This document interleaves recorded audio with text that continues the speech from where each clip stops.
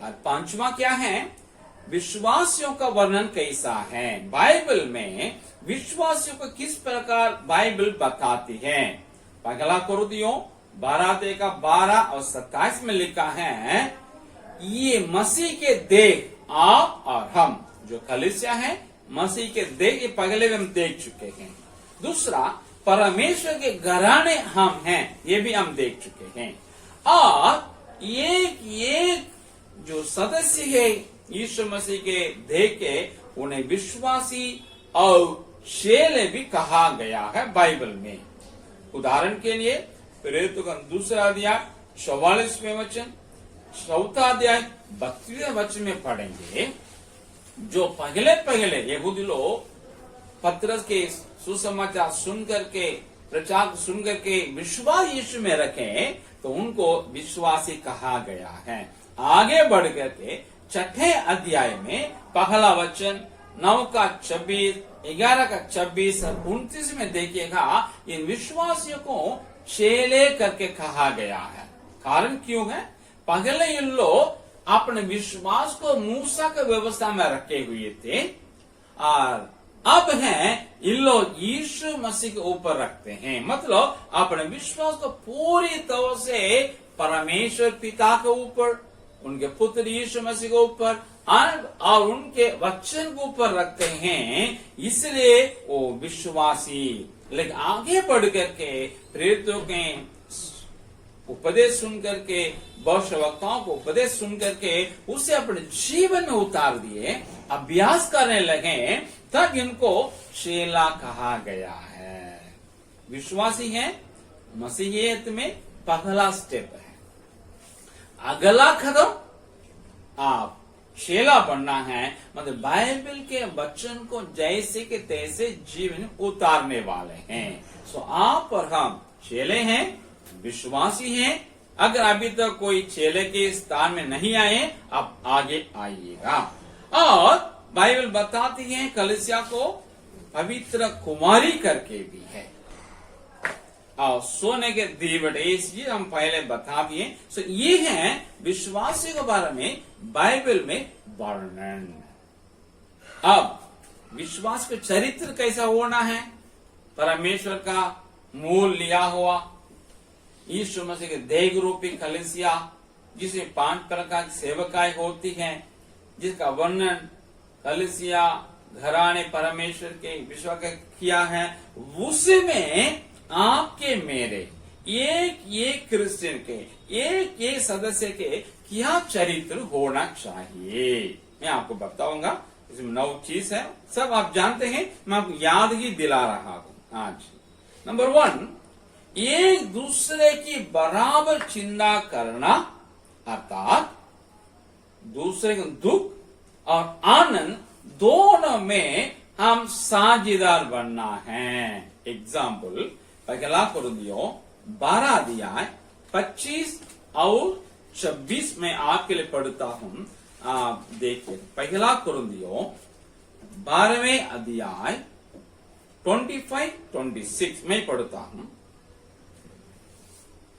ताकि देह में फूट ना पड़े, परंतु अंग एक दूसरे की बराबर चिंता करें। इसलिए यदि एक अंग दुख पाता है, तो सब अंग उसके साथ दुख पाते हैं, और यदि एक अंग की बढ़ाई होती है, तो उसके साथ सब अंग आनंद मनाते हैं। यही बात को आपको 10वें अध्याय 24 में भी पढ़ेंगे, गलातियों 6 का 2 में भी लिखा है, फिलिपियन 2 अध्याय का 3 और 4 में यही चीज को अलग अलग ढंग से लिखा हुआ। मतलब है, अगर हम देह के अंग हैं, तो हम एक दूसरे का साथ दुख उठाएंगे, उनके आनंद में हम साझेदार होंगे। तो कलीसिया में ये हमको करने की आवश्यकता है। अब एक दूसरे से बटे नहीं सटे रखना है। पहला कुरिन्थियों 3 अध्याय 16 है, क्या तुम नहीं जानते कि तुम परमेश्वर का मंदिर हो और परमेश्वर का आत्मा तुम में वास करता है। 17। हाँ, यदि कोई परमेश्वर के मंदिर को नष्ट करेगा तो परमेश्वर उसे नष्ट करेगा, क्योंकि परमेश्वर का मंदिर पवित्र है और वह तुमको। यहाँ पे हम देखते हैं, ऊपर वाला वचन को पढ़ेंगे मालूम होगा आपको। ये कुरिन्थ कलीसिया में कुछ इन लोग बटे रहे। कुछ लोग बोलते हैं हम तो पौलुस के पार्टी के हैं, कुछ लोग बोलते हैं हम तो अपोलोस के हैं, कुछ लोग बोलते हैं हम तो पतरस के हैं, कुछ लोग बोलते हैं मसीह के हैं। इस प्रकार ये लोग अंदर बटे हुए थे। तब उन बातों को पहला, दूसरा, तीसरा आदि में बता करके, विस्तार में समझा करके, आखिर में यहाँ 16 में कहता है पौलुस, आप ऐसा बटे हुए हैं, आप परमेश्वर का मंदिर हैं। अगर आप बट गए तो परमेश्वर का मंदिर क्या कहते हैं, आप नष्ट करते हैं तो परमेश्वर आपको नष्ट करेगा। मतलब तात्पर्य है, आप लोगों में एक यूनाइटी नहीं है, आप लोग बटे हुए हैं। इसको छोड़ दीजिए, आप सटे रहिए करके वो पहला कुरिन्थ 3:16 में कहता है। वही बात को फिलिपी 2 में भी हम देख सकते हैं। एक चित होकर आपको रहना करके पता। हम लोग चर्च में कैसा रहना, चरित्र लोगों का एक दूसरे के साथ रहने का, एक मन एक चित्त। और तीसरा क्या है, धनी और कंगाल दोनों के बीच में पक्षपात नहीं दिखाना है।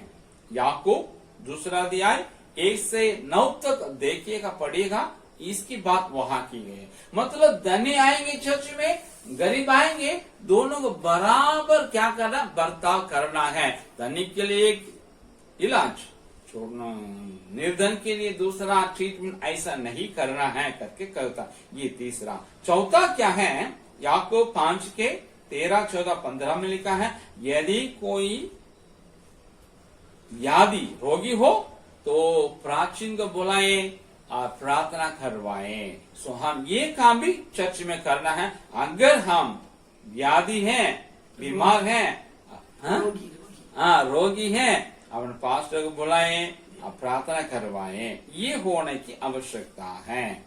और 5वां ये चरित्र होना है, अपने अगुओं से शिक्षा पाने के लिए, आपस में संगति रखने के लिए और प्रभु भोज में शामिल होने के लिए हम हमेशा लवलीन रहना है। इसकी बात प्रेरितों का 2 अध्याय 42, फिर 5वां अध्याय 42, दोनों वचन में लिखा है। इसी प्रकार उन लोग थे।